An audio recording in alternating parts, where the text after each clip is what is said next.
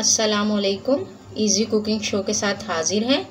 उम्मीद है आपको मेरी रेसिपीज पसंद आ रही होंगी। आज मैं चना दाल फ्राई बना रही हूँ जो कि बहुत ही झटपट और जल्दी बन जाती है। 1 कप हमने चने की दाल ली है, इसे हमने उबाल लिया है। 2 अदद हमने टमाटर लिए हैं, टमाटरों को हमने ब्लेंड कर लिया है।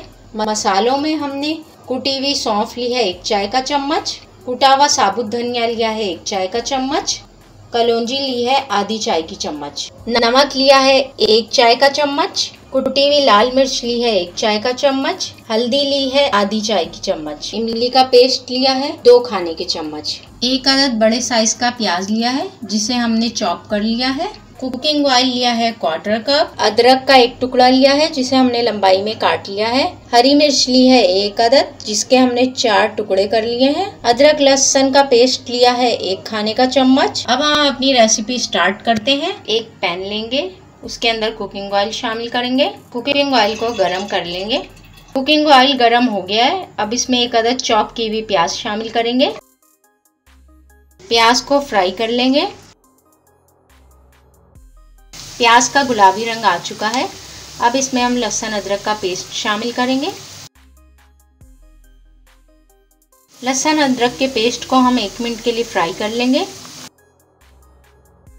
अदरक लहसुन के पेस्ट को हमने फ्राई कर लिया है, अब इसमें हम 2 अदद टमाटर का पेस्ट शामिल करेंगे।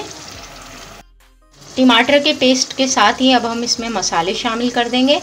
मसालों में हमने नमक, लाल मिर्च और हल्दी ली है, इन सब को मिक्स कर लेंगे। टमाटर के साथ मसालों को अच्छे तरीके से 2-3 मिनट के लिए भून लेंगे। टमाटर को मसाले के साथ हमने भून लिया है, तेल भी अलग हो चुका है।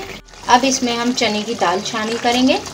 चने की दाल के साथ अब हम कलौंजी, कुटा हुआ साबुत धनिया और कुटी हुई सौंफ शामिल करेंगे, साथ ही इमली का पेस्ट भी शामिल कर देंगे। इन सब चीज़ों को हम दरमियानी आंच पे भून लेंगे 5 मिनट के लिए। चने की दाल को भूनते हुए 5 मिनट हो गए हैं। अब इसमें हम लंबाई में कटी हुई अदरक और हरी मिर्च शामिल कर देंगे, इन सबको मिक्स कर लेंगे।